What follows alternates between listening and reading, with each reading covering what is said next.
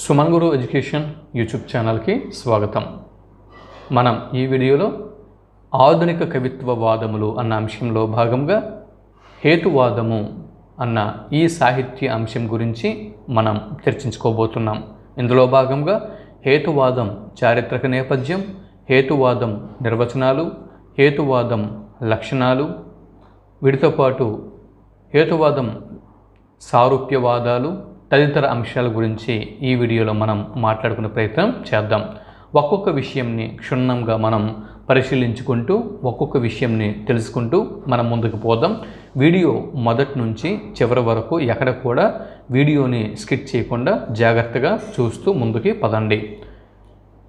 హేతువాదం గురించి సమగ్రమైనటువంటి సమాచారంని నేను మీ ముందు ఉంచుతున్నాను. అయితే మొదటగా హేతువాదం చారిత్రక నేపథ్యం, దీన్ని పరిశీలన చేద్దాం. ఈ విశాల విశ్వం అనేక భావోద్యమాలకు నిలయం. మనిషి సంచార జీవితం వదిలి ఒక చోట స్థిర నివాసం ఏర్పాటు చేసుకున్నాక విశ్రాంతి లభించడంతో అతనిలో తెలుసుకోవాలి అనే జిజ్ఞాస మొలకెత్తింది. మన అందరికీ తెలుసు, ప్రాచీన మానవుడు దేశదిమ్మరి, అంటే సంచార జీవనంని అవలంబిస్తూ ఎక్కడ ఆహారం దొరికితే అక్కడ కొన్ని రోజులు నివాసం ఉండి తర్వాత అక్కడ ఆహారం అయిపోయిన తర్వాత మరో చోటుకి ఆహారం దొరికే ప్రదేశానికి వెళ్తూ ఈ విధంగా దేశదిమ్మరిగా సంచార జీవితం గడుపుతూ ఉండేవాడు. అయితే అటువంటి జీవితం వదిలి ఒక చోట స్థిర నివాసం ఏర్పాటు చేసుకుంటాడు. ఎప్పుడైతే పంటల్ని పండించడం, నిప్పుని కనిపెట్టడం, చక్రం ఆవిష్కరణలు ఇటువంటివి జరిగాయో మనిషి స్థిర నివాసం ఏర్పాటు చేసుకొని ఇకపోతే అలా స్థిర నివాసం ఏర్పాటు చేసుకున్న తర్వాత మనిషికి విశ్రాంతి లభించింది. సో విశ్రాంతి లభించడంతో తెలుసుకోవాలి అన్నటువంటి జిజ్ఞాస అనేది మొదలైంది. ప్రకృతిలోని రహస్యాలను అర్థం చేసుకుంటే తప్ప తన జీవితం సుగమం కాదు అన్న రహస్యాన్ని మనిషి తెలుసుకున్నాడు. అంటే ప్రకృతిలో చాలా రహస్యాలు అనేవి నిమిడీకృతమై ఉన్నాయి. ఆ రహస్యాల్ని మనం మానవ మేధస్సుని వినియోగించుకొని అర్థం చేసుకోవాలి. అలా అర్థం చేసుకుంటే తప్ప తన జీవితం సుగమం కాదు అన్నటువంటి ఈ రహస్యాన్ని మనిషి తెలుసుకున్నాడు. ఇకపోతే 20 శతాబ్దాలకు పూర్వం, అంటే ఇప్పుడు మనం 21st సెంచరీలో ఉన్నాం, 21వ శతాబ్దంలో మనం ఉన్నాం. ఈ 21 శతాబ్దాలకు పూర్వం చరిత్ర కనుక మనం పరిశీలన చేస్తే ప్రాచీన భారతదేశంలోని దార్శనికులు, గ్రీకు దేశానికి చెందిన అరిస్టాటిల్, సోక్రటీస్, ప్లేటో, చైనాకు చెందిన కన్ఫ్యూజియస్ మొదలైన తాత్విక చింతన చేశారు. అంటే ఫిలాసఫికల్ థింగ్స్ని వీళ్ళు చేశారన్నమాట. వీరినే ఫిలాసఫికల్ థింకర్స్ అని చెప్పి కూడా మనం పేర్కోవచ్చు. ఎవరెవరు? భారతదేశంలోని దార్శనికులు, గ్రీకు దేశానికి చెందిన అరిస్టాటిల్, సోక్రటీస్, ప్లేటో, చైనాకు చెందిన కన్ఫ్యూజియస్, వీరందరూ కూడా తాత్విక చింతన చేయడం మొదలుపెట్టారు. కాలక్రమంలో మానవ జీవితంని ప్రభావితం చేసే మతాలు రంగప్రవేశం చేశాయి. ఎప్పుడైతే ఈ మతాలు రంగప్రవేశం చేశాయో వీటి ఫలితంగా తాత్విక చింతనకు అవరోధాలు ఏర్పడ్డాయి. తత్వశాస్త్రానికి అవరోధాలు అనేవి ఏర్పడ్డాయి. అంటే ఏం జరిగింది? అజ్ఞానం, ఈ అజ్ఞానంని అద్వైతం పేరుతో గ్రంథస్థం చేయటంతో తాత్విక ఆలోచన కుంటిపడింది. వేదాలు, ఖురాన్, బైబిల్ కంటే పరమ ప్రామాణికమైనవి లేవు అని జనులు విశ్వసించడం మొదలుపెట్టారు. Copernicus, Bruno, Galileo, Charles Darwin వంటి శాస్త్రవేత్తల అకుంఠిత దీక్ష, కృషి నేపథ్యంగా ఆలంబనగా చేసుకొని వర్తమాన కాలంలో హేతువాద ఉద్యమం తీవ్ర రూపం దాల్చింది. ఇక్కడ చూడండి, వర్తమాన కాలంలో హేతువాద ఉద్యమం తీవ్ర రూపం దాల్చటానికి ఆలంబనంగా నిలిచినటువంటి శాస్త్రవేత్తలు ఎవరు అని బిట్టు వస్తే Copernicus, Bruno, Galileo, Charles Darwin వంటి శాస్త్రవేత్తల అకుంఠిత దీక్ష, కృషి నేపథ్యం ఏవైతే ఉన్నాయో ఇవి ఆలంబనగా నిలిచి వర్తమాన కాలంలో హేతువాద ఉద్యమం తీవ్ర రూపం దాల్చడంలో తోడ్పడినవి అని మనం ఇక్కడ గుర్తించాల్సి ఉంటుంది. అయితే ఎంతకీ హేతువాదం అంటే ఏమిటి? హేతువాదంకి సరైన నిర్వచనం ఉందా? హేతువాదాన్ని ఎవరెవరు ఏ విధంగా నిర్వచించారు? ఇటువంటి వివరాల్ని తెలుసుకునే ప్రయత్నం ఇప్పుడు మనం చేద్దాం. ఇక్కడ హేతువాదం యొక్క నిర్వచనాల్ని కనుక మనం పరిశీలన చేసినట్టుగైతే హేతువాదంని నిర్వచించడం అంత సులభమైనటువంటి విషయం కాదు. ఎందుకంటే ఇది ఒక సిద్ధాంతం కానీ లేదా ఒక వాదం కానీ కాదు. హేతువాదం అనేది ఇది ఒక వాదము కాదు, ఇది ఒక సిద్ధాంతము కాదు. హేతువాదం అనేది ఒక ఆలోచన విధానం మాత్రమే. ఇది ఒక భావ స్రవంతి మాత్రమే. హేతువాదం అనేది ఒక ఆలోచన విధానం. నిజమే.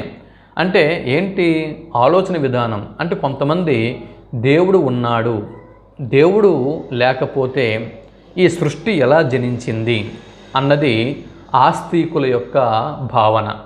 కాగా హేతువాదులు వీటిని నమ్మరు.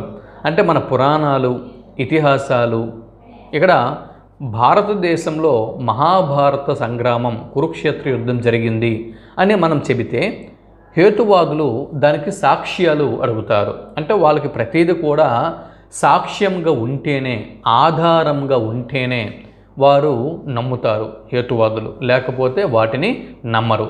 ప్రతిదానికి కూడా ఒక ఆధారము లేదా ఒక సైంటిఫిక్ ప్రూఫ్ అనేది కావాలి, సాక్ష్యం అనేది కావాలి అని ప్రతిదానికి కూడా వీరు హేతువాదులు అడుగుతూ ఉంటారు. అవి లేకపోతే దేన్ని కూడా హేతువాదులు నమ్మరు. కాబట్టి హేతువాదం అనేది ఒక ఆలోచన విధానం. ఇది ఒక భావ స్రవంతి మాత్రమే. ఇది ఒక సిద్ధాంతం కానీ వాదం కానీ కాదు. ఆలోచన అనేది అజ్ఞానంపై దాడి చేస్తుంది. మనిషికి ఎప్పుడైతే ఆలోచన మొదలు పెడుతుందో, ఆలోచన వచ్చిన చోట అజ్ఞానం దూరంగా జరుగుతుంది. ఆలోచన రానంత వరకు కూడా మనిషి అజ్ఞానిగా ఉంటాడు. ఎప్పుడైతే మనిషి అంటే మానవ మస్తిష్కంలో ఆలోచన అనేది మొదలవుతుందో అప్పుడు ఆలోచనలో నుంచి తనకి ఒక జవాబు అనేది దొరుకుతుంది.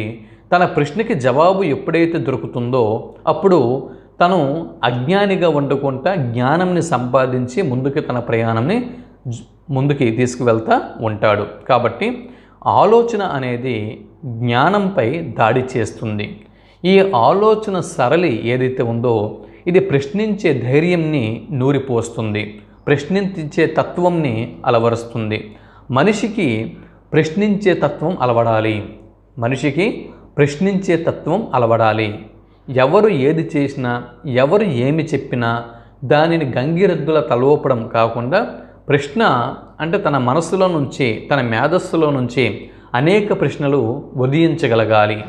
కాబట్టి ఆలోచన అనేది అజ్ఞానంపై దాడి చేసి మనిషిలో ప్రశ్నించేటటువంటి ధైర్యంని నూరిపోస్తుంది. ఈ ప్రశ్నించే తత్వం ప్రగతి చైతన్యానికి అంకురంగా నిలుస్తుంది. ఈ ప్రశ్నించే తత్వం అనేది ప్రగతి చైతన్యానికి అంకురంగా నిలుస్తుంది. ఈ ప్రశ్నించే తత్వం వల్లే ఈరోజు సైన్స్ అండ్ టెక్నాలజీ ఎంతగానో అభివృద్ధి చెందింది. ప్రగతి చైతన్యవంతం అయినప్పుడు మాత్రమే సమాజంలో ఉన్నటువంటి మూఢ విశ్వాసాలు అటువంటివన్నీ కూడా రూపు మాపుతాయి. కాబట్టి మనిషికి చైతన్యం అనేది చాలా అవసరం.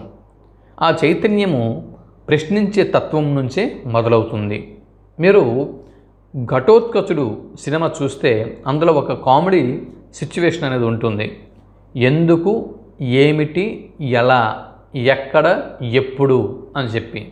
సో అది కామెడీ సిచ్యువేషన్ అవ్వచ్చు, కానీ మనిషికి అనునిత్యం కూడా తన మెదడు ఈ విధంగా ఆలోచిస్తూ ఉండగలగాలి.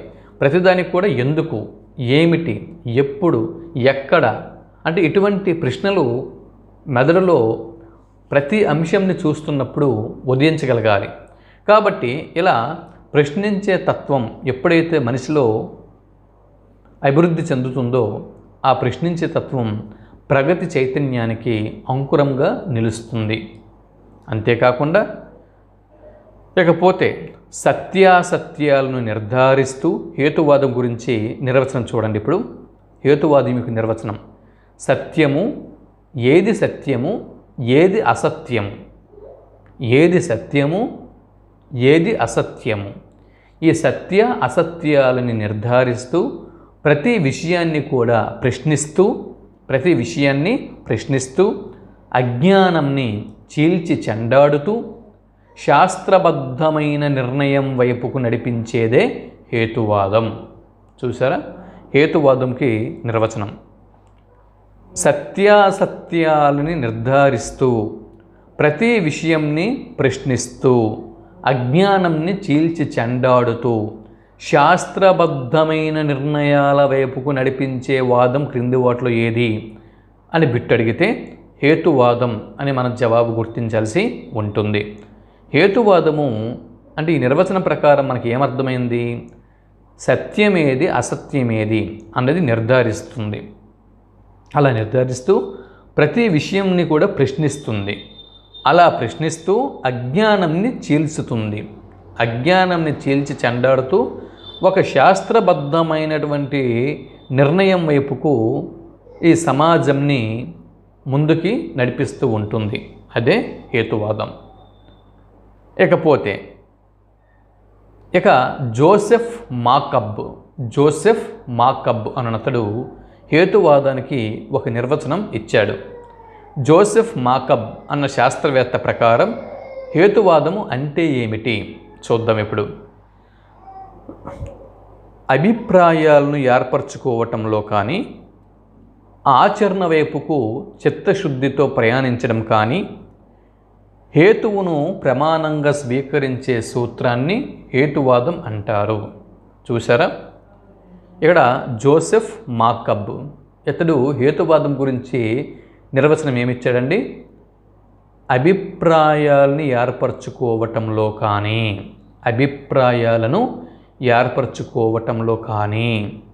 అలాగే ఆచరణ వైపుకి చిత్తశుద్ధితో ప్రయాణించడం కానీ, హేతువును ప్రమాణంగా స్వీకరించే సూత్రం ఏదైతే ఉంటుందో దానిని హేతువాదం అంటారు అని చెప్పి జోసెఫ్ మాకబ్ నిర్వచనం ఇచ్చాడు. అయితే నిర్వచనంలో చూడండి, హేతువాదంకు సంబంధించి ఏదైనా ఒక నిర్ణయం ఎగ్జామ్లలో మనకి ఫేస్ అయితే ఇక్కడ ఆ నిర్వచనంలో అభిప్రాయాలు ఏర్పరచుకోవటం, ఆచరణ, చిత్తశుద్ధి అన్నటువంటి ఈ పదాలు, అభిప్రాయాలను ఏర్పరచుకోవటం, ఆచరణ వైపుకు చిత్తశుద్ధితో ప్రయాణించడం, ఈ పదాలు కనిపిస్తే, ఈ అంశాలు కనుక మనకి ఒక నిర్వచనంలో కనిపిస్తే అది జోసెఫ్ మాకబ్ యొక్క నిర్వచనం అని మనం గుర్తించగలగాలి. ఇకపోతే ఆంగ్ల విజ్ఞాన సర్వస్వం హేతువాదానికి ఒక నిర్వచనాన్ని ఇచ్చింది. ఆంగ్ల విజ్ఞాన సర్వస్వం హేతువాదానికి ఇచ్చిన నిర్వచనం ఏమిటి?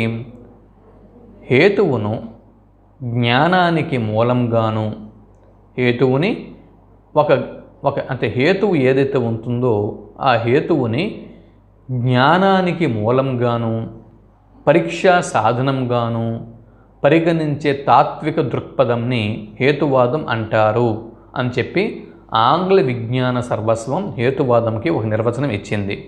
ఇక్కడ చూడండి, జ్ఞానానికి మూలం, పరీక్ష సాధనం అన్న పదాలు ఒక నిర్వచనంలో కనిపిస్తే ఇది ఆంగ్ల విజ్ఞాన సర్వస్వం హేతువాదానికి ఇచ్చినటువంటి నిర్వచనం అని మనం వెంటనే గుర్తించగలగాలి. ఈ నిర్వచనం అంతా మనకు అనవసరం. ఒక నిర్వచనంలో జ్ఞానానికి మూలం, పరీక్ష, సాధనం ఈ పదాలు కనిపిస్తే ఇది హేతువాదం యొక్క నిర్వచనం, ఆంగ్ల విజ్ఞాన సర్వస్వం ఈ నిర్వచనం ఇచ్చింది అని మనం వెంటనే గుర్తించగలగాలి. తర్వాత అంశం, హేతువు యొక్క సర్వాధిక్యంని హేతువు యొక్క సర్వాధిక్యంని నిర్నిబంధంగా ఆమోదిస్తూ అన్ని రకాల అహేతుక భావాలను ప్రమాణాలను నిరాకరించి ప్రయోగం ద్వారా మాత్రమే నిరూపణ చేసుకోవటానికి వీలైన జీవన తత్వంని నీతి శాస్త్రంని నిర్మించుకోవటమే లక్ష్యంగా గల మానసిక వైఖరిని హేతువాదం అంటారు అని చెప్పి ఇంగ్లాండ్లో జరిగినటువంటి రేషనలిస్ట్ ప్రెస్ అసోసియేషన్ నివేదిక హేతువాదానికి ఒక నిర్వచనం ఇచ్చింది. ఇంగ్లాండ్లో జరిగినటువంటి రేషనలిస్ట్ ప్రెస్ అసోసియేషన్ నివేదిక హేతువాదానికి ఇచ్చిన నిర్వచనం ఏంటండి? చూడండి. హేతువు యొక్క సర్వాధిక్యం నిర్నిబంధంగా ఆమోదిస్తూ అన్ని రకాల అహేతుక భావాలను ప్రమాణాలను నిరాకరించి ప్రయోగం ద్వారా మాత్రమే నిరూపణ చేసుకోవటానికి వీలైన జీవనతత్వంని అంటే హేతువు యొక్క సర్వ ఆధిక్యంని తప్పనిసరిగా ఆమోదించాలి. హేతువు యొక్క సర్వ ఆధిక్యంని ఆమోదించాలి. అలా ఆమోదిస్తూ అన్ని రకాల అంటే హేతువాదానికి వ్యతిరేకంగా ఉండేటటువంటి అహేతుక భావాలు ఏవైతే ఉంటాయో వాటిని అలాగే అటువంటి ప్రమాణాలను నిరాకరించగలగాలి. అలా నిరాకరించి ప్రయోగం ద్వారా మాత్రమే నిరూపణ చేసుకోవటానికి వీలు ఉండగలగాలి. అటువంటి జీవనతత్వంని నీతి శాస్త్రంని నిర్మించుకోగలగాలి. ఇదే హేతువాదం యొక్క లక్ష్యం. ఇటువంటి మానసిక వైఖరి ఏదైతే ఉంటుందో ఆ మానసిక వైఖరిని హేతువాదం అంటారు అని చెప్పి ఇంగ్లాండ్లో జరిగిన రేషనలిస్ట్ ప్రెస్ అసోసియేషన్ నివేదిక హేతువాదంకి ఈ నిర్వచనం ఇచ్చింది. అంటే ఏం చెప్తుంది ఈ నిర్వచనం? అంటే హేతువాద భావాలకు వ్యతిరేకంగా ఉండే వాటిని ప్రమాణాలను వాటిని ముందుగా నిరాకరించాలి. దేన్నైనా కూడా ప్రయోగం ద్వారా మాత్రమే నిరూపణ చేయగలగాలి. అటువంటి జీవనతత్వంని నిర్మించుకోగలగాలి. ఇదే లక్ష్యం. ఆ లక్ష్యంగా ఉన్నటువంటి మానసిక వైఖరి ఏదైతే ఉందో అదే హేతువాదం అని చెప్పి ఇంగ్లాండ్కు చెందినటువంటి రేషనలిస్ట్ ప్రెస్ అసోసియేషన్ నివేదిక వెల్లడించింది ఈ నిర్వచనంని. ఇకపోతే చార్లెస్ వాట్స్ ఇతడు హేతువాదం గురించి ఇచ్చిన నిర్వచనం ఏమిటి చూద్దాం. దేవుని నిరాకరించి మనందరం కూడా ఏం నమ్ముతున్నాం? దేవుడు ఉన్నాడు అని చెప్పి నమ్ముతున్నాం కదండి. సాధారణంగా ఈ ప్రపంచంలో 90% మనుషులు దేవుడు ఉన్నాడు అని చెప్పి నమ్ముతున్నారు. అయితే అది అల్లా అవ్వచ్చు, లేకపోతే జీసస్ అవ్వచ్చు, లేకపోతే రాముడు అవ్వచ్చు, లేకపోతే కృష్ణుడు అవ్వచ్చు, ఏదైనా అవ్వచ్చు. కానీ ఒక్కొక్కరి సిద్ధాంతాలు వేరు, ఒక్కొక్కరి భావాలు వేరు, కానీ దేవుడు ఉన్నాడు అని చెప్పి నమ్ముతున్నారు చాలామంది. అయితే అటువంటి దేవుడు ఉన్నాడు అన్న అంశంని నిరాకరించాలి. నిరాకరిస్తూ నాగరికతను నిర్మాణం చేయగల మానవుడి యొక్క సామర్థ్యంని విధిని మాత్రమే హేతువాదంగా పేర్కోవచ్చు. చార్లెస్ వాట్స్ ఈ నిర్వచనం ఇచ్చాడు. అంటే చార్లెస్ వాట్స్ ఇచ్చినటువంటి హేతువాద నిర్వచనంలో ఏముంది? దేవుడిని ముందు నిరాకరించాలి. దేవుడిని నిరాకరిస్తూ నాగరికతను, ఎటువంటి గొప్ప నాగరికతనైనా కూడా నిర్మించగలిగేటటువంటి మానవుని యొక్క సామర్థ్యానికి, అతని విధికి మొదటి ప్రాధాన్యం ఇవ్వాలి. అదే హేతువాదం అంటాడు చార్లెస్ వాట్స్. ఇకపోతే చూడండి, ఇవి అంటే ఇక్కడ జోసెఫ్ మాకబ్ యొక్క నిర్వచనాన్ని తెలుసుకున్నాం, ఆంగ్ల విజ్ఞాన సర్వస్వం యొక్క నిర్వచనాన్ని తెలుసుకున్నాం, రేషనలిస్ట్ ప్రెస్ అసోసియేషన్ నివేదిక యొక్క నిర్వచనాన్ని మనం తెలుసుకున్నాం, చార్లెస్ వాట్స్ యొక్క నిర్వచనాన్ని మనం తెలుసుకున్నాం. ఇవి హేతువాదానికి ఉన్నటువంటి నిర్వచనాలు.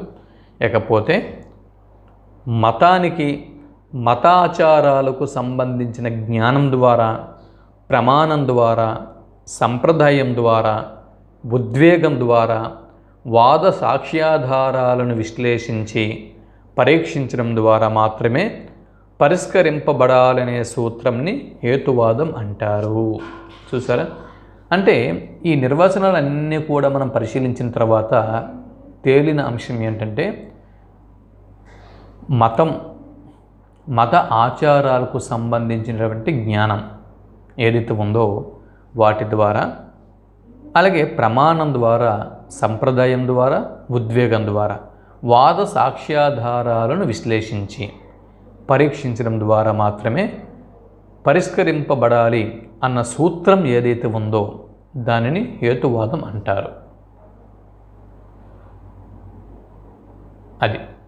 అది మతం అవ్వచ్చు, లేదా మతంకు చెందినటువంటి ఆచారాలు అవ్వచ్చు, వాటికి సంబంధించిన జ్ఞానం ఏదైతే ఉందో జ్ఞానం ద్వారా, ప్రమాణం ద్వారా, సంప్రదాయం ద్వారా, మరి మనుషులకి ఉన్నటువంటి మతం పట్ల ఉన్నటువంటి ఉద్వేగాల ద్వారా, వాద సాక్ష్యాధారాలను విశ్లేషించి వాదాలు, అందుకు తగ్గటువంటి సాక్ష్యాలు, ఆధారాలు, వీటన్నిటిని విశ్లేషించి పరీక్షించడం.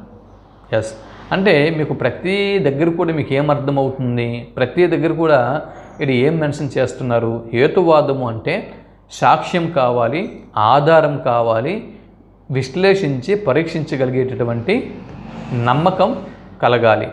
అప్పుడే హేతువాదులు దేనిని కూడా నమ్ముతారు. ఇది హేతువాదం. ఇక జ్ఞాన సముపార్జనకు హేతువాదం ఒక సాధనం, బలమైన ఆయుధం.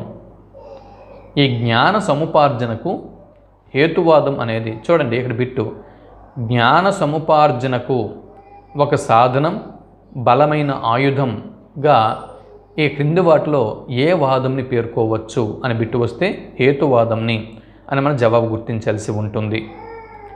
ఇకపోతే అలాగే బిట్టు ఇలా రావచ్చు, దేవుడిని నిరాకరించి నాగరికతను నిర్మాణం చేయగల మానవుడి సామర్థ్యాన్ని, విధిని మాత్రమే హేతువాదంగా పేర్కోవచ్చు అన్న ఈ నిర్వచనం ఇచ్చిన వారు ఎవరు అని బిట్టు వస్తే చార్లెస్ వాట్స్ అని మన జవాబు గుర్తించాల్సి ఉంటుంది.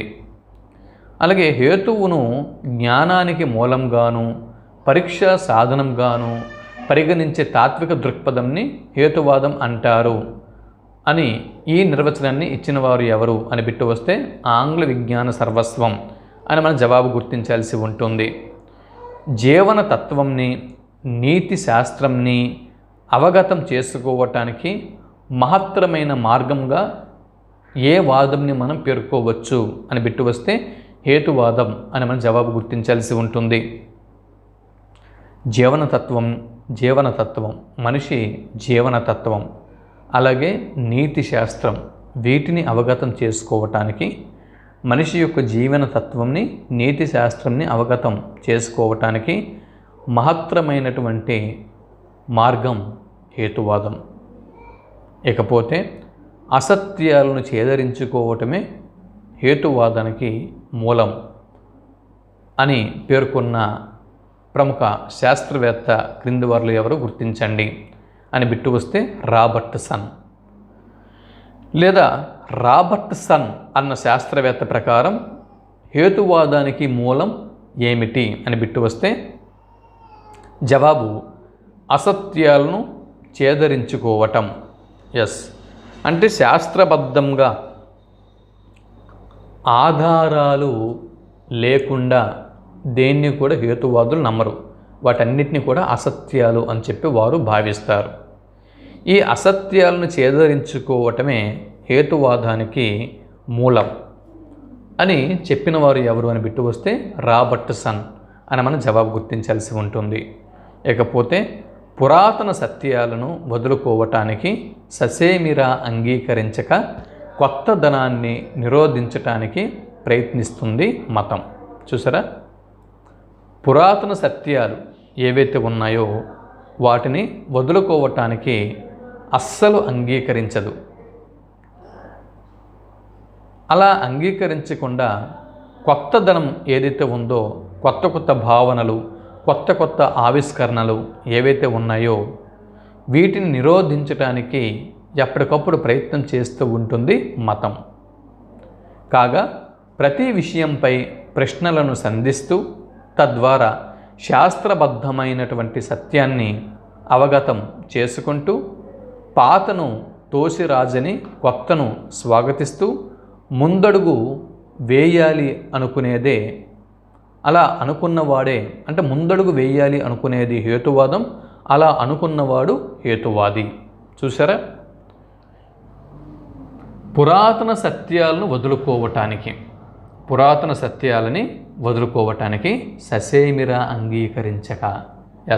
మతం అనేది ఎప్పుడూ కూడా పురాతనంగా వస్తున్నటువంటి సత్యాలు ఏవైతే ఉన్నాయో వాటిని వదులుకోవటానికి అసలు అంగీకరించదు మతం. అంతేకాకుండా కొత్తదనాన్ని నిరోధించడానికి కూడా ప్రయత్నిస్తూ ఉంటుంది మతం. కాగా ఇది మతం యొక్క కోణం. మరి హేతువాదుల యొక్క కోణంని పరిశీలన చేస్తే ప్రతి విషయం పైన కూడా ప్రశ్నల్ని సంధిస్తూ ఉంటారు. ప్రశ్నల్ని సంధించడం ద్వారా శాస్త్రబద్ధమైనటువంటి సత్యాన్ని అవగతం చేసుకోవాలి అనుకుంటాడు.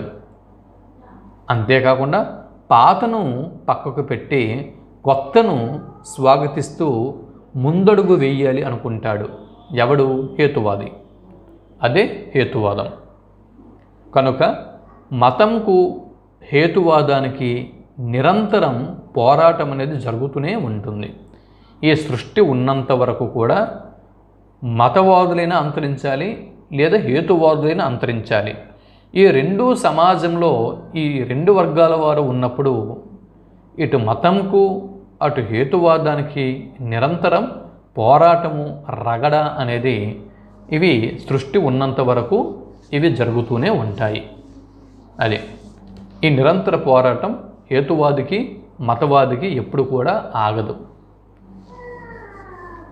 ఇకపోతే మరో విషయం కూడా ఇక్కడ మనం గమనించాల్సి ఉంటుంది. మతాలను నిరాకరించడమే హేతువాదం యొక్క తొలిమెట్టు. మతాలను నిరాకరించడమే హేతువాదం యొక్క తొలిమెట్టు. ఇది కూడా మనం గుర్తుపెట్టుకోవాలి. అయితే ఈ హేతువాద నిర్వచనాలను అన్నింటినీ కూడా పరిశీలిస్తే క్రింది అంశాలను హేతువాద ధర్మాలుగా మనం పేర్కోవచ్చు. అవి ఏమిటి అంటే చూడండి, ఇక్కడ కొన్ని హేతువాద ధర్మాలు అనేవి ఉన్నాయి. అంటే ఎంతవరకు మనం పరిశీలించినటువంటి హేతువాద నిర్వచనాలని ఆధారంగా చేసుకుని కొన్ని హేతువాద ధర్మాలని ఇక్కడ రూపొందించడం జరిగింది. అవి ఏంటవి అంటే ప్రాథమికంగాను ప్రధానంగాను హేతువు యొక్క ఆధిక్యతను ఏ మినహాయింపులు లేకుండా అంగీకరించాలి. అది అంటే ఇక్కడ ప్రాథమికంగాను అలాగే ప్రధానంగాను ఎటువంటి మినహాయింపులకు చోటు ఇవ్వకుండా హేతువు యొక్క ఆధిక్యత అంగీకరించడం, మతము, కులము, దైవము ఇటువంటి సంప్రదాయ భావాలను, మూఢ విశ్వాసాలను ఖండించడం, హేతువాదాన్ని జీవనతత్వంగా భావించడం, హేతువాదం ద్వారా ఒక నీతి శాస్త్రంని నిర్మించుకోవటం, హేతువాదం ద్వారా మానవతా విలువలకు ప్రాధాన్యం ఇవ్వటం, ఇవన్నీ కూడా హేతువాదం యొక్క ధర్మాలు. అది రేపొద్దున మనకి ఒక ఆప్షన్ బిట్ రావచ్చు. క్రింది వాటిలో హేతువాదం యొక్క ధర్మాలులో హేతువాద ధర్మం కానిది ఏది గుర్తించండి, లేదా క్రింది వాటిలో హేతువాద ధర్మాలలో సరి కాని దానిని గుర్తించండి, లేదా క్రింద హేతువాద ధర్మాలలో ఒకటి సరైనది గుర్తించండి. బిట్టి ఎలాగైనా అడగొచ్చు. కాబట్టి హేతువాద ధర్మాలు ఏమిటి అన్నది ముందు మనకి హేతువాద ధర్మాల మీద మనకి ఒక అవగాహన ఉంటే ప్రశ్న ఎలా అడిగినా కూడా మన జవాబుని రాయగలం. ప్రాథమికంగాను ప్రధానంగాను హేతువు యొక్క ఆధిక్యతను ఏ మినహాయింపులు లేకుండా అంగీకరించగలగాలి. అంటే ముందు ప్రాథమికంగా ప్రధానంగా హేతువు యొక్క ఆధిక్యతని అంగీకరించడం హేతువాదం యొక్క మొదటి ధర్మం. మతము, కులము, దైవం. మతం ఇది ఒక సంప్రదాయ భావం, కులం ఇది కూడా సంప్రదాయ భావం, దైవం ఇది కూడా సంప్రదాయ భావం. ఇటువంటి సంప్రదాయ భావాల్ని, మూఢ విశ్వాసాలను ఖండించాలి. ఇది కూడా హేతువాదం యొక్క ధర్మం. హేతువాదంని ఒక జీవన తత్వంగా, ఇది ఒక సిద్ధాంతము కాదు, ఇది ఒక వాదము కాదు, ఇది ఒక జీవన తత్వం, ఇది ఒక ఫిలాసఫీ ఆఫ్ హ్యూమన్ లైఫ్ అని హేతువాదంని భావించగలగాలి. హేతువాదం ద్వారా నీతి శాస్త్రాన్ని నిర్మించుకోగలగాలి. హేతువాదం ద్వారా మానవతా విలువలకు ప్రాధాన్యం ఇవ్వాలి. ఇవన్నీ కూడా హేతువాదం యొక్క ధర్మాలు. వీటిని హేతువాద ధర్మాలుగా మనం పేర్కోవచ్చు. ఇకపోతే హేతువాదం అనేది జ్ఞాన సాధన విధానమే కానీ ఇది ఒక సిద్ధాంతం కాదు అని తెలుసుకోవాలి. హేతువాదం అనేది సిద్ధాంతం కాదు. మరేంటి హేతువాదము? జ్ఞాన సాధన విధానము అంతే. ఇది ఒక జ్ఞాన సాధన విధానం మాత్రమే, ఇది సిద్ధాంతం అయితే కాదు. హేతువాదం అనేది జ్ఞాన సాధనమైనటువంటి విధానమా లేదా సిద్ధాంతమా అని బిట్టు వస్తే ఇది జ్ఞాన సాధనమైనటువంటి ఒక విధానం మాత్రమే, సిద్ధాంతం కాదు. ఇక ఈ హేతువుని భౌతిక ప్రపంచానికి అన్వయించినచో అది భౌతికవాదం అవుతుంది, దేవునికి అన్వయించినచో అది నాస్తికవాదం అవుతుంది, మానవ జాతికి అన్వయించినచో అది మానవతావాదం అవుతుంది. చూసారా? ఈ హేతువాదము అనేటటువంటి ఈ విధానం ఏదైతే ఉందో ఇది భౌతిక ప్రపంచానికి మనం అన్వయించినట్లయితే ఇది భౌతికవాదం, దేవునికి అన్వయించినట్లయితే ఇది ఒక నాస్తికవాదం, మానవ జాతికి అన్వయించినట్లయితే ఇది ఒక మానవతావాదం. ఈ విషయాల్ని మనం గుర్తుపెట్టుకోవాల్సి ఉంటుంది. ఇక హేతువాదం యొక్క లక్షణాలని కనుక మనం పరిశీలన చేసినట్లయితే హేతువాదం యొక్క లక్షణాలు ఇంతవరకు హేతువాదం యొక్క నిర్వచనాలని మనం చూసాం. ఇప్పుడు హేతువాదం యొక్క లక్షణాలలోకి ప్రవేశించాం. సాధారణంగా సందేహించడం అంటే డౌట్ అనేది రైజ్ చేయగలగాలి. సందేహం మొదటగా డౌట్ అనేది క్రియేట్ అవ్వాలి. ఎప్పుడైతే మన మనస్తత్వంలో డౌట్ అనేది క్రియేట్ అవుతుందో, సందేహం అనేది మొదలవుతుందో వెంటనే ప్రశ్న అనేది ఉదయిస్తుంది. ఎప్పుడైతే మన మనసులో ప్రశ్న అనేది ఉదయించిందో వెంటనే పరిశోధించడం, ఆ ప్రశ్నకి సరైనటువంటి జవాబుని వెతుక్కోవడం కోసం పరిశోధనలు ప్రారంభిస్తాం. సో పరిశోధనలు ఎప్పుడైతే ప్రారంభిస్తామో అప్పుడు అనేకమైన అంశాలని మనం పరిశీలన చేస్తాం. అలా ఎన్నో అంశాలని పరిశీలించడం ద్వారా కొన్ని నిర్ణయాలు మన మెదడుకి అందుతాయి. ఈ విధంగా కొన్ని నిర్ణయాలని మనం తీసుకుంటాం. కాబట్టి సందేహించడం, ప్రశ్నించడం, పరిశోధించడం, పరిశీలించడం, నిర్ణయించడం వీటిని హేతువాదం యొక్క లక్షణాలు అని చెప్పి మనం పేర్కోవచ్చు. ఇకపోతే హేతువాదం అంటే ఏమిటి అనేటటువంటి ఒక గ్రంథం ప్రకారం కార్యకారణ నియమాన్ని గ్రహించుట, ఆలోచించుట, అన్ని ఆధారాల ప్రాతిపదికలో ఊహించుట, పొందిన జ్ఞానాన్ని భద్రపరచుకొని అవసరమైనప్పుడు వినియోగించుకొనుట, దీన్ని హేతువాదం అంటారు. ఇది హేతువాదం యొక్క మరో లక్షణం. అంటే హేతువాదం అంటే అన్నటువంటి గ్రంథంలో హేతువాదం యొక్క లక్షణం అనేది, హేతువాదం యొక్క అర్థం అనేది ఉంది. అదేంటంటే కార్యకారణ నియమాన్ని గ్రహించుట, ఆలోచించుట, అన్ని ఆధారాల ప్రాతిపదికలో ఊహించుట, పొందిన జ్ఞానాన్ని భద్రపరచుకొని అవసరమైనప్పుడు వినియోగించుట. ఇది హేతువాదం యొక్క మరో లక్షణం. పుట్టుకతోనే మనిషి హేతువాది, పుట్టుకతోనే మానవుడు హేతువాది. హేతువాదం మానవునిలోని హేతుత్వంపై ఆధారపడి ఉంటుంది. ఈ హేతుత్వం మానవుని యొక్క జ్ఞాన స్థాయి మీద ఆధారపడి ఉంటుంది. ఇది హేతువాదం యొక్క మరో లక్షణం. చూసారా, ప్రతి మానవుడు పుట్టుకతోటే హేతువాది. పుట్టిన వెంటనే మనకి ఒక ఊహ తెలియనంత వరకు, అంటే మన పేరెంట్స్ మనకు చెబుతారు ఏంటని, ఇదిగో జేజీ, ఇదిగో దేవుడు, ఇదిగో దేవత, ఇదిగో దెయ్యం. ఇవన్నీ కూడా మనం పుట్టిన తర్వాత పెరుగుతూ ఉండే కొద్దీ మన ఇండ్లలో మన పేరెంట్స్, మన పెద్దలు మనకి ఇవన్నీ కూడా పరిచయం చేస్తారు. కానీ అంతకంటే ముందు మనకి ఏమీ తెలియదు. ఒక బ్లాంక్ వైట్ పేపర్ లాంటిది మన మెదడు. కాబట్టి పుట్టుకతోనే మానవుడు హేతువాది.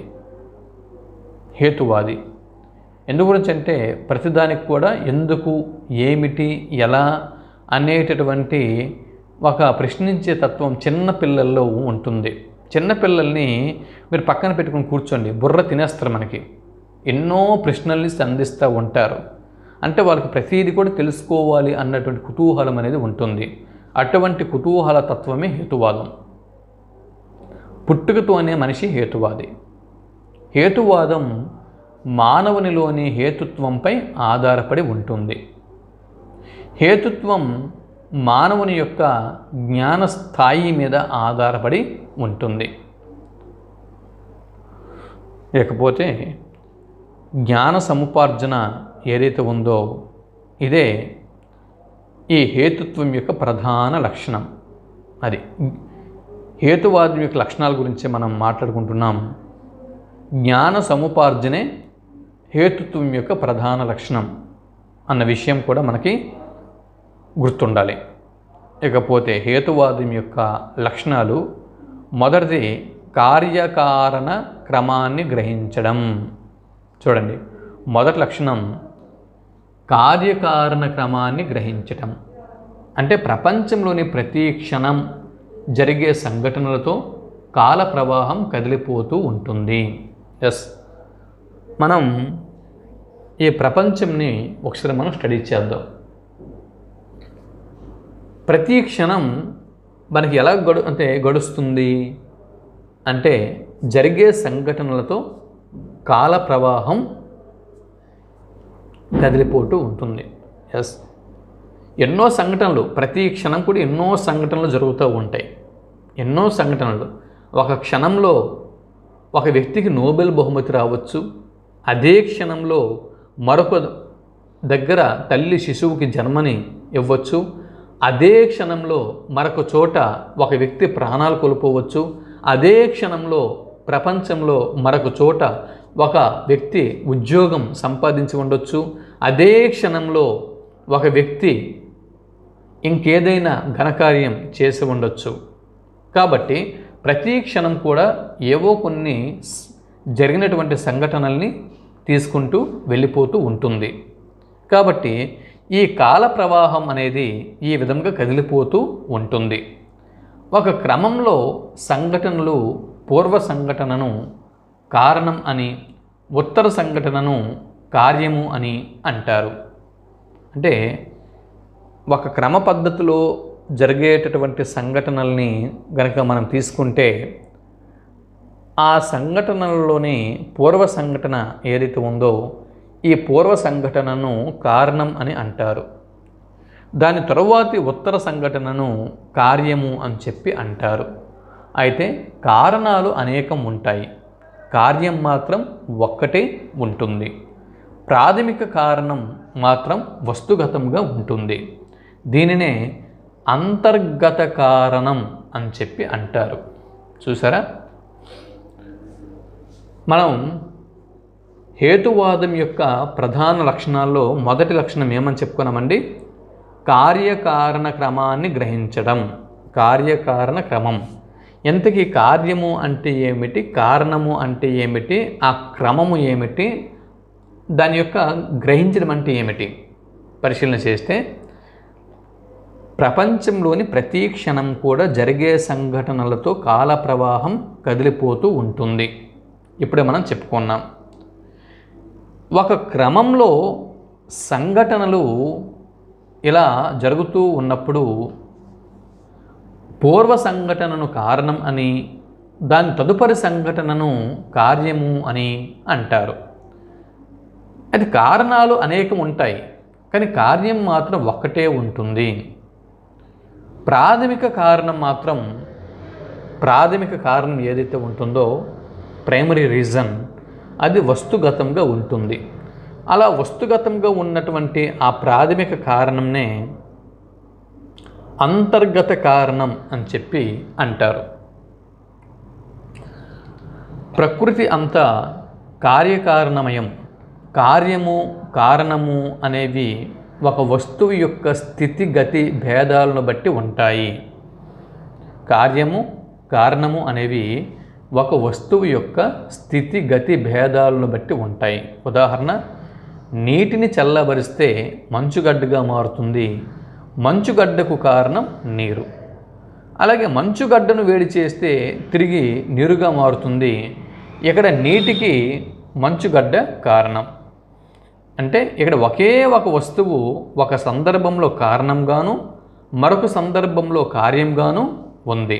కాబట్టి ప్రకృతి ఒక కార్యకారణ చట్రము, ఎందుకంటే అది పరిణామ క్రమంలో ఉంది అని ఎంఎన్ రాయ్ పేర్కొన్నారు. హేతువాదులు ఈ విధంగా ఆలోచన చేస్తూ ఉంటారు. ఇకపోతే రెండవది ఆలోచన. హేతువాదం యొక్క రెండవ లక్షణం ఆలోచన.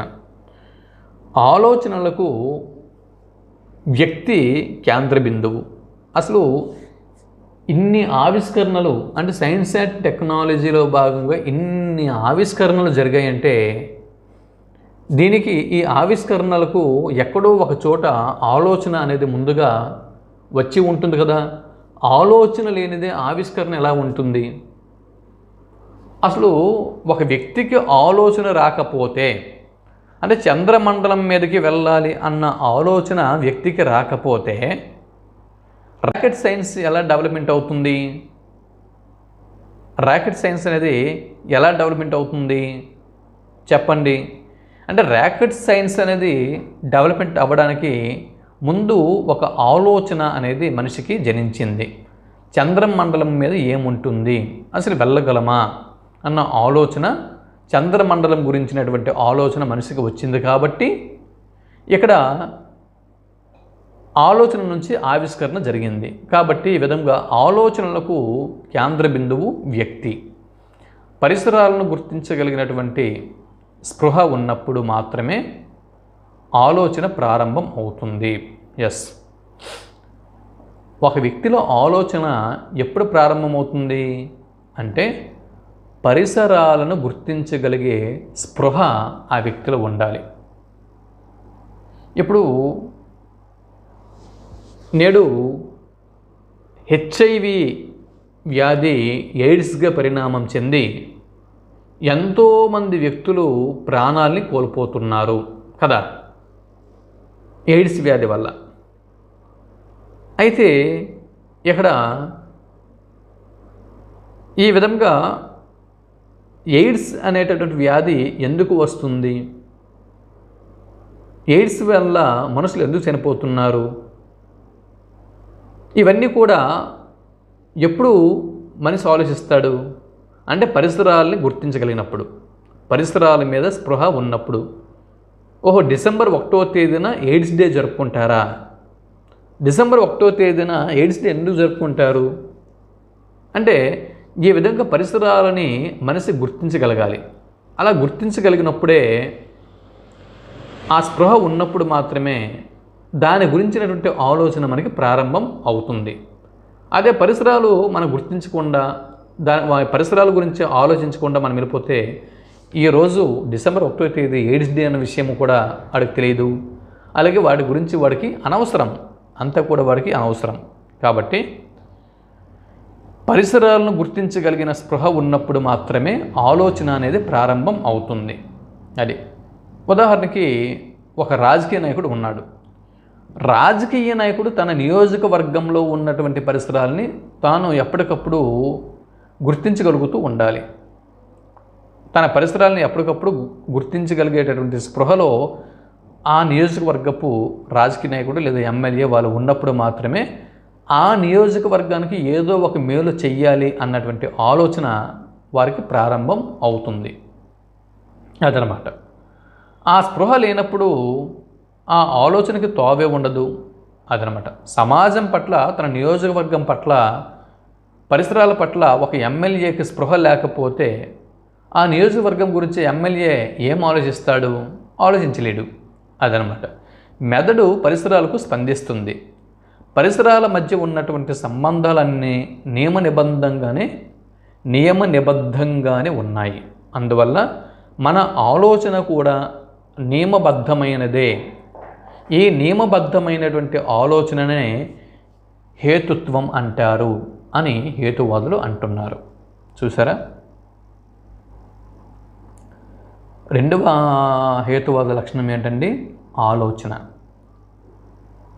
ఆలోచనకు కేంద్ర బిందువు ఎవరండి? వ్యక్తి. పరిసరాలను గుర్తించగలిగే స్పృహ ఎప్పుడైతే వ్యక్తిలో మొదలవుతుందో అప్పుడే ఆ వ్యక్తికి ఆలోచన ప్రారంభం అవుతుంది. ఇప్పుడు ఒక విద్యార్థి ఉన్నాడు. వాళ్ళ నాన్నగారు పొలంలో ఉదయం తెల్లారికి ముందు నుంచి రాత్రి వరకు అస్తమానం పొలంలో కష్టపడుతూ ఉంటాడు. చెమట బిందువుల్ని చిందిస్తూ పొలంలో కష్టపడుతూ పైసా కూడబెట్టుకొని ఒక విద్యార్థికి కాలేజీకి పంపిస్తూ ఉంటాడు. అప్పుడు ఆ విద్యార్థికి వాళ్ళ తండ్రి గారు, వాళ్ళ నాన్నగారు ఏ విధంగా కష్టపడుతున్నారు, ఏ విధంగా తన చదువుకి కావలసినటువంటి పెట్టుబడిని అందిస్తున్నారు, ఏ విధంగా తన ఇంటిని నడిపిస్తున్నారు అన్నటువంటి ఈ పరిసరాలకు సంబంధించినటువంటి స్పృహ ఆ విద్యార్థికి ఉన్నప్పుడు మాత్రమే అప్పుడు తన ఇంటి గురించి, వాళ్ళ నాన్నగారి గురించి, తన భవిష్యత్తు గురించి, తన స్టడీ గురించి ఆ విద్యార్థి ఆలోచన ప్రారంభిస్తాడు. ఆ స్పృహ లేనప్పుడు ఆ విద్యార్థి అంతగా ఆలోచించడు. హాలీగా జాలీగా కాలేజీకి వస్తాడు, బయట ఎక్కడెక్కడ తిరుగుతాడు, తిరిగి ఇంటికి టైంకి వెళ్ళిపోతూ ఉంటాడు, 3 పూట్ల భోజనం చేస్తూ ఉంటాడు, ఏమాత్రం బాధ్యత లేకుండా ప్రవర్తిస్తూ ఉంటాడు. కాబట్టి మెదడు పరిసరాలకి స్పందిస్తూ ఉంటుంది. ఈ విషయం మనందరం కూడా గ్రహించాలి. పరిసరాల మధ్య ఉన్న సంబంధాలు అన్నీ కూడా నియమబద్ధంగానే ఉంటాయి. అందువల్ల మన ఆలోచన కూడా అందుకు తగ్గట్టుగా నియమబద్ధంగా ఉండాలి. ఈ నియమబద్ధమైన ఆలోచననే హేతుత్వం అని చెప్పి హేతువాదం అంటుంది. ఇకపోతే హేతువాదం యొక్క 3వ ప్రధాన లక్షణం జ్ఞాన సముపార్జన చెయ్యటం. స్పృహ.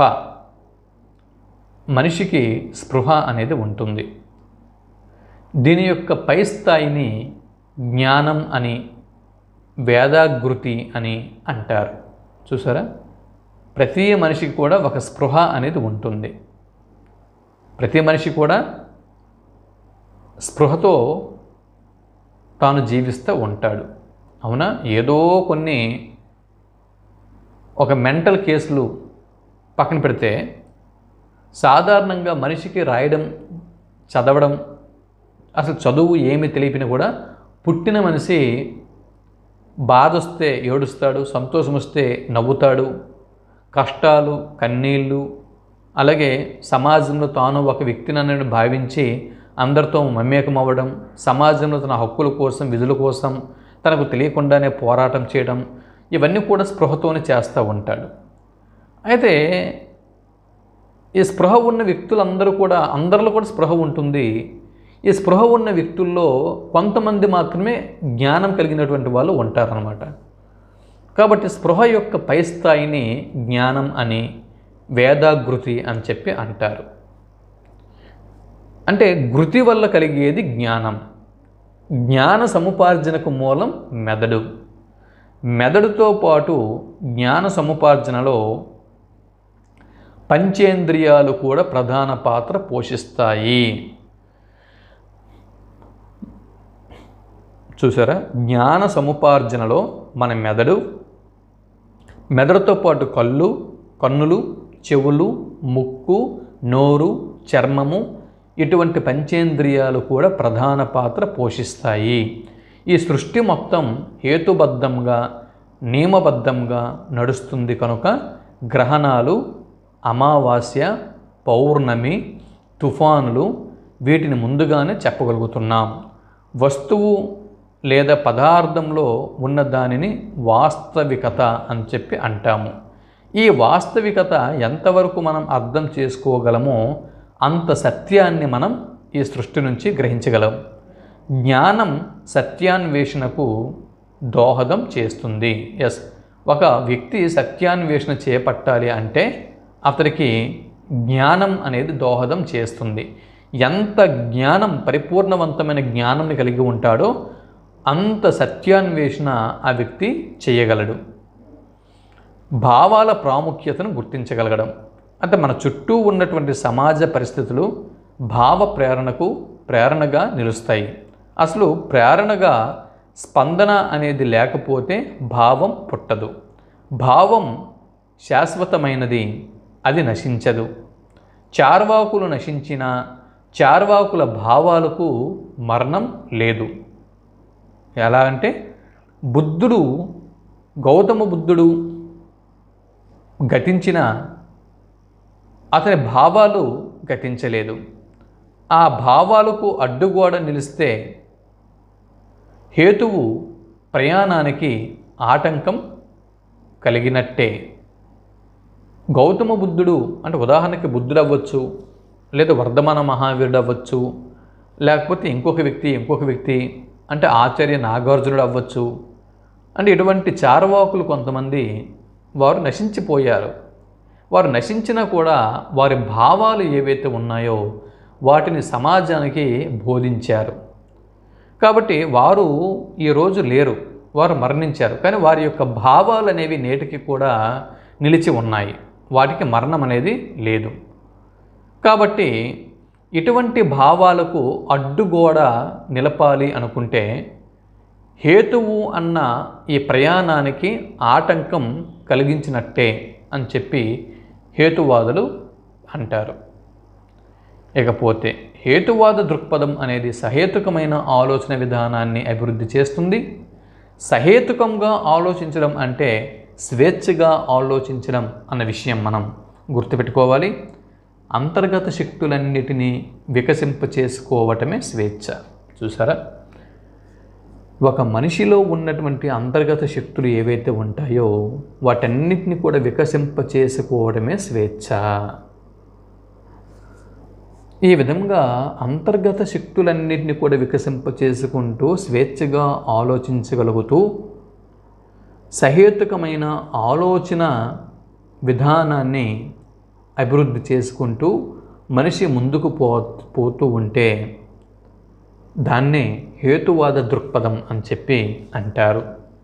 స్వేచ్ఛగా ఆలోచించడం అంటే మత గ్రంథాలను, ప్రవక్తలను, ప్రసిద్ధ గ్రంథాలను, ప్రఖ్యాత మేధావులను ప్రమాణంగా తీసుకొని ఉవాచల మీద ఆధారపడటం కాకుండా ఆధునిక విజ్ఞాన శాస్త్రీయ దృక్పథంతో ఆలోచించగలిగే విధానంని స్వేచ్ఛగా ఆలోచించడం అని చెప్పి అంటారు. సత్యాన్ని వెలువరించడం, భ్రమలను తొలగించడం, ద్వేషాన్ని నిర్మూలించడం, మానవ హృదయాలను వికసింపచేయటం హేతువాదం యొక్క కార్యకలాపాలు. చూసారా, హేతువాదం యొక్క కార్యకలాపాలని గుర్తించండి అని బిట్టు రావచ్చు. సత్యాన్ని వెలువరించడం, భ్రమలను తొలగించడం, ద్వేషాన్ని నిర్మూలించడం, మానవ హృదయాలను వికసింప చేయటం హేతువాదం యొక్క కార్యకలాపాలు. ఇకపోతే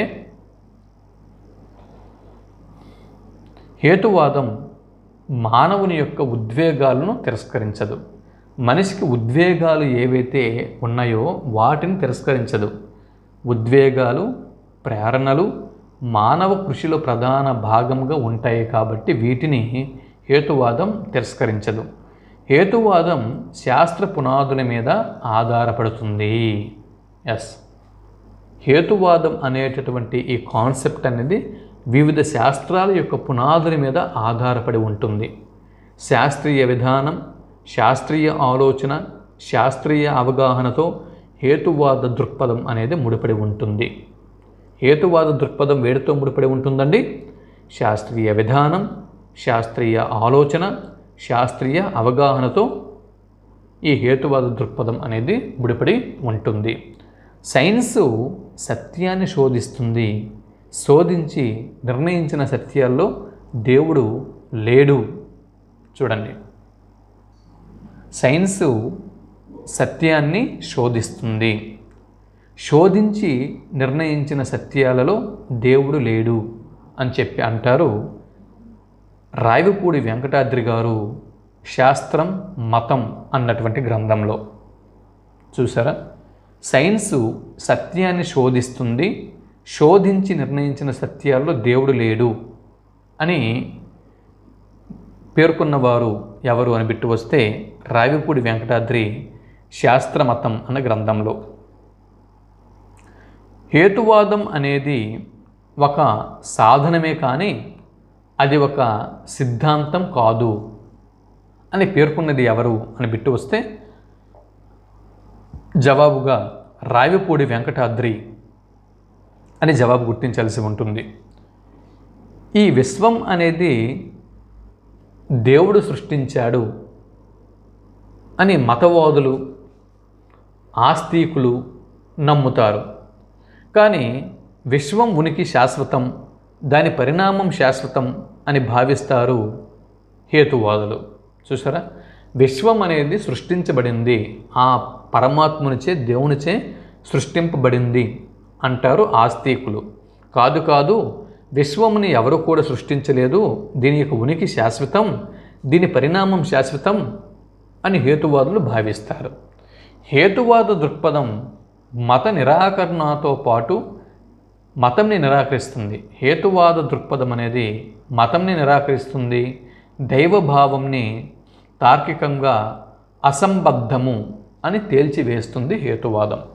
ఈ దేవుడు, దేవత, దైవము అన్న భావం ఏదైతే ఉందో దీన్ని తార్కికంగా ఇది అసంబద్ధము, దేవుడు లేదు, దేవత లేదు, దైవము లేదు అని చెప్పి ఇక్కడ ఈ దైవంని అసంబద్ధమని తేలుస్తుంది, మతంని నిరాకరిస్తుంది. ఇది హేతువాదుల యొక్క దృక్పథం. అయితే హేతువాదంకు సంబంధించినటువంటి చాలా విషయాల్ని ఈ వీడియోలో మనం చర్చించుకున్నాం. వీడియో ఇప్పటికే లెంగ్త్ ఎక్కువైంది. దీనికి కంటిన్యూషన్, దీనికి కొనసాగింపు వీడియో తర్వాత మళ్ళీ నేను మీ ముందుకి తీసుకొచ్చి అందిస్తాను. అయితే ఈ వీడియోని, ఈ కంటెంట్ని ఇంతవరకు మీరు చూసినందుకు ముందుగా మీకు స్పెషల్గా నా యొక్క థ్యాంక్స్ని తెలుపుకుంటున్నాను. హృదయపూర్వకంగా నా అభినందనల్ని తెలుపుకుంటున్నాను. అయితే మనం హేతువాద దృక్పథం మత నిరాకరణతో పాటు దైవ భావంని తార్కికంగా అసంబద్ధమని తేల్చివేస్తుంది అన్నంత వరకు మనం చెప్పుకున్నాం.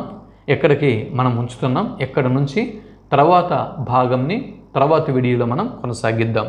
అంతవరకు సెలవు. నమస్తే.